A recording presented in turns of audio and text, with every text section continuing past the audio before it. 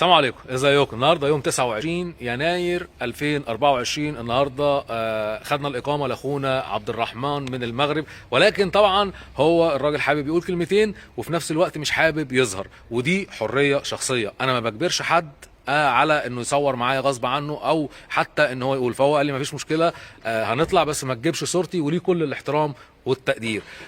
طبعا اي حاجه بتتقال انا برد بشغلي، ما بردش على اي تعليقات سلبيه ولا على اي كلام فارغ لواحد بيشهر بيا او بيبتزني او رجع في كلامه او عمل معامله وبعد كده كان الورق بتاعه مش مظبوط والتاشيره بتاعته مضروبه، او عنده مشكله في الفيش الجنائي او في حاله السوابق، او بعد كده رجع ولحس كلمته بعد ما مشيت له في الاوراق، واخد بالك، ورجعت له فلوسه، وفي الاخر بيشهر بيا ويبتزني وعاوز ياخد فلوسه، وانا رجعت له بقى العربون بتاعه وحقي مش هسيبه. وانا خصيمك ليوم الدين عشان خاطر الكلام اللي بالافتراء، ولكن انا بمشي بالقانون وحقي هعرف اخده بالقانون. ولكن انا برضو مش طالع افهمك انت ولا طالع اكلم الكلام ده، انا طالع بكلم الناس اللي هي اصحاب النفوس الضعيفة، اللي هي عارفة ان انا من قبل اصلا ما افتح الشركة انا اساسا بطلع ادي معلومات للناس من اكتر من 3 سنين ونص، وعمري ما عملت ورقة، عمري ما عملت ورقة لحد،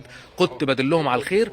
ولما بدأت اشتغل قانوني بدات اشتغل في الاوراق وفي المانيفستو وفي فيزا دي 2 فيزا دي 7 او في التكوين المهني او فيزا البحث عن عمل على الخدمات اللي احنا بنقدمها او تاسيس شركات في البرتغال، وربنا عالم ومطلع. المهم النهارده عاوزين نبارك للاستاذ عبد الرحمن. الف مبروك يا باشا. الله يبارك فيك. عامل ايه الاول؟ الحمد لله. الله يبارك انت منين من المغرب الاول؟ جيد والله الحمد لله. لا انت منين من المغرب؟ انا من الدار البيضاء. دار البيضاء كازابلانكا. الدار البيضاء. دار البيضاء. طيب حاجه الف مبروك. وفي نفس الوقت انا حابب برضو ان انت تقول للناس انا برد بشغلي. نعم. برد صحيح بشغلي. صحيح. فانت تعاملك معانا او تعاملك مع شركه لينس ماجيك. تمام. اول حاجه ورينا بس الاقامه، بس مش عايزين نشوف صورتك ولا نعم. يعني خلينا دي الاقامه. فين التاريخ؟ التاريخ اهو يا جماعه، تاريخ اليوم اهو، دي قايمه ادي التاريخ اهو، تاريخ 29/1/2024 ماشي، عشان بس ما حدش يزود علينا ويقول ان احنا بنتكلم. الراجل طبعا ليه كل الاحترام والتقدير، مش عايز يجيب وشه او مش عايز يجيب بياناته، ده حقه طبعا، وكتر الف خيره كمان ان هو يعني هيقول الصدق. انا طالب منك ان انت تقول شركة لينس ماجيك من أول ما اتعاملت معاها ومن أول ما بدأت التعامل لحد اللحظة دي سابتك، أثرت معاك في حاجة؟ لا التعامل هو في حقيقة الأمر أنا تهنيت، ما عندي حتى شي مشكل. أنا نتكلم بالدارجة حيت اتكلم باللغة المغربية. المهم أنا تهنيت، أنا عطيتك أوراق اللي طلبتيها نتايا. تمام. ورجعت أنا اللور صافي، أنت تكلفتي لي بكل شيء من الأول حتى الآخر، هذه ميزة. ثاني حاجة ثقة، فيما كنحتاج شي حاجة ولا بغيت شي ورقة ولا بغيت شي معلومة بتجيبني كترد عليا في البلاصه، ما كاين حتى شي مشكل في هذا. يعني انا تهنيت راسي، ما بقيتش كنقلب مثلا مشاكل مع يعني ما مضمون. هذا الحاجه اللي انا لاحظتها انا في العمل معك. الله يبارك فيك. بس من اول ما انت ابتديت العمل معانا، من اول استخراج رقم النيف، من اول التقديم على التكوين المهني في المعهد، الفلوس بتاعتك اتدفعت، كل حاجه كنت عاملها مش كانت بتوكيل؟ نعم بتوكيل. في ورقه انا عملتها لك بدون توكيل منك؟ لا بتوكيل، وكان كل حاجه ماشيه قانوني. تمام. انا هضيف شيء، انت قلت لي بالنسبه للاتعاب تدفع وقت ما تريد، ولكن انا دفعت لك كل شيء في الاول، وسبحان الله الامور مشات حتى من قبل ما اخد له الموعد كان دفع فلوسه. بس هو كان ربنا يعني هو كان اخر موعد ايام ما كانت المواعيد مفتوحه يا جماعه، عشان برضو الواحد يكون صادق. هو اخر موعد، لحد دلوقتي لسه المواعيد مقفوله، وان شاء الله هتفتح امتى ما نعرفش. انا كل يوم بتابع بالنسبه للناس اللي قدمت معانا، انا بقول لهم انا من مصلحتي ان احجز لك الموعد قديم لحد ما المواعيد تفتح. ولكن كمان انا ليا عدد وليا كوتا معينه في التكوين المهني للمعاهد اللي انا بتعامل معاها. انا ما بتعاملش مع معهد واحد، بتعامل مع اكتر من معهد، ولكن انا بقول لهم قريبا جدا ان شاء الله المواعيد تفتح ونخبركم. ولكن الموضوع ده مش بايدي، ومن مصلحتي ان انا احجز لك موعد عشان انا اخد اتعابي. انا كل ده شغال ببلاش، ولكن بعد كده انا لما اخد لك الموعد ده اللي انا باخده. المهم اخونا عبد الرحمن لما اتعامل معانا كان ليه كل الاحترام وكل التقدير، وفي نفس الوقت عملنا له، انا برد يا جماعه في شغلي، ما بردش باي حاجه في اي تاثير، ده اللي انا عايز اقوله.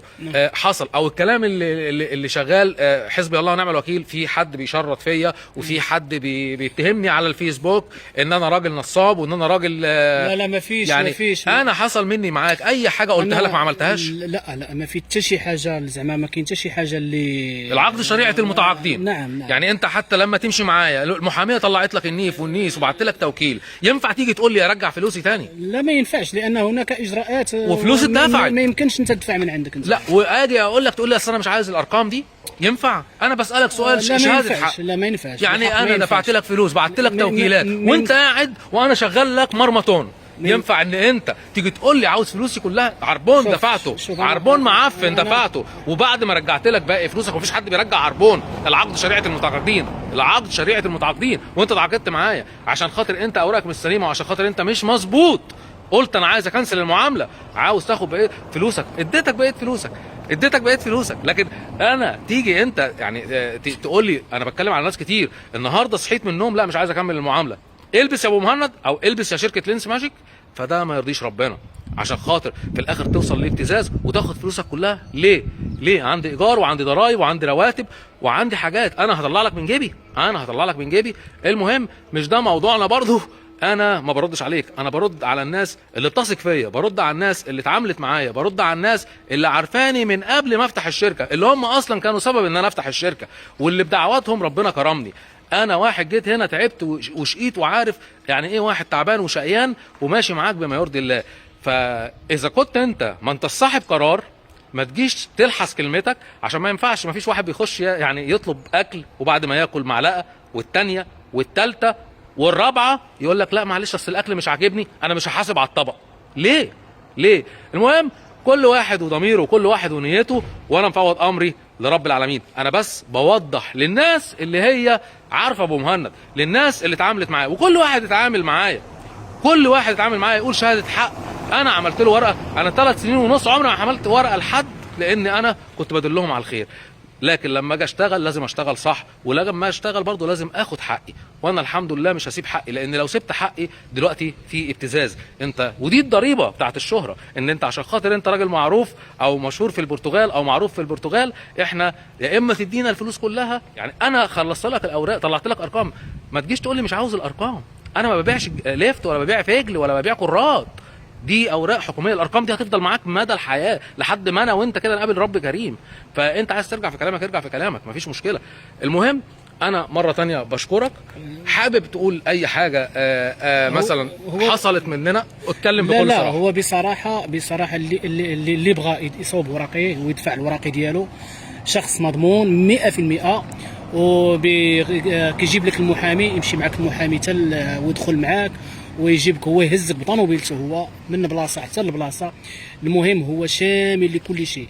اي واحد، انا كمغربي انا كنهضر مع الناس اللي يفهموني، اي واحد بغى يصوب وراقيه بلا ما يبرزط راسو، بلا ما بكل ثقه يجي عند الاخ، لانه اول شيء هو شخص معروف وما يمكنش انه هو يلعب في السمعه ديالو. ما عنديش استعداد. انا راسي مالي سمعتي، حتى لو هنتكلم في ان انا يوتيوبر. طب ما انا بعد كده هعمل فيديوهات. يعني انتوا بدل ما كنتوا بتدعوا لي هتطلعوا تدعوا عليا. انا بيني وبين الحرام ربنا، بس حقي هاخده. مش واحد يعني بيبتزني، وواحد بيقول لي لا هاخد فلوسي كلها. يعني ترجع في كلامك وطلع لك ارقام وتاخد فلوسك كلها؟ يا اخي حسبي الله ونعم الوكيل فيك. واحد غيري ما كانش رجع لك اصلا اي فلوس، وبعد ما رجعتها لك تشهر بيا على الانترنت وعلى الجروبات اللي ما كانش فيه جروب يوحد ربنا ايام ما انا جيت، وكنت اول واحد اطلع ادي للناس معلومات لوجه الله عن البرتغال.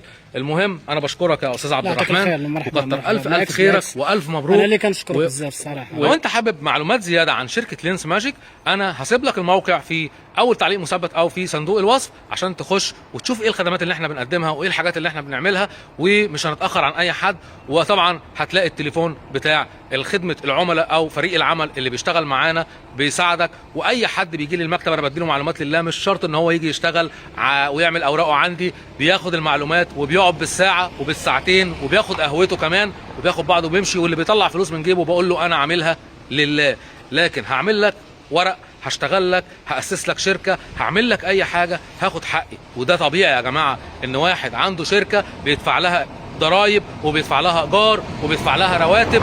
من حقه ان هو يعني اقل حاجه ان هو لو هيعمل شغل ببلاش مش هيلاقي يدفع حاجه، يبقى كده انتوا بتقولوا لي اقفل الشركه. فانا برضو بقولها لاي واحد عاوز يتعامل معايا، يكون اوراقك مظبوطه سليمه، ما يكونش فيها حاجه مضروبه، عشان خاطر لو انت مخربط من الاخر، لو انت مخربط ما تجيليش عشان ما يحصلش مشاكل بينا، عشان خاطر اي حاجه مضروبه او اي ورقه مضروبه حتى لو انا مش هعرفها، اداره الهجره هتعرفها. اوعى تفكر نفسك ان انت ذكي، اوعى تفكر نفسك ان انت ناصح، واخد بالك. في الاول وفي الاخر عاوز اقول لك يا ابن الناس يا اللي بتفكر كده، انت بتضحك على نفسك قبل ما بتضحك عليا، زي الشخص كده اللي بيشهر بيا.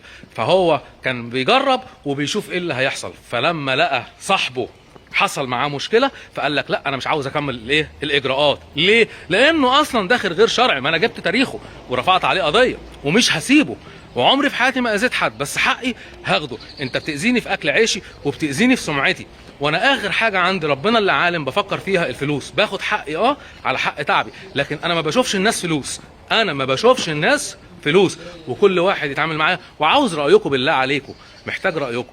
هل اللي انا بقوله ده يرضي ربنا؟ لو حد اشتغل لك وتعب في شغلك، لو انت مكاني هتعمل ايه؟ مستني ردكم، واللي هتقولوه انا هعمله. اخوك لله الحمد بيعمل كل حاجه قانوني، ولو في منافسته ناقصه ورقه ما تجيش تعملها عندي، لان مش هعملها لك. لازم يكون كل اوراقك المطلوبه في المانيفستو في السيستم لازم اقدمها لك، حتى لو هي مش عندي بساعدك وبقول لك تعمل باقي الاوراق فين. ربنا عالم وشاهد ومطلع، عشان خاطر ما تجيش بعد كده حتى بعد سنه ونص تدعي عليا. نشوفكم في حاجه جديده، وما تنسوناش بالدعاء، وسلام عليكم. عليكم السلام.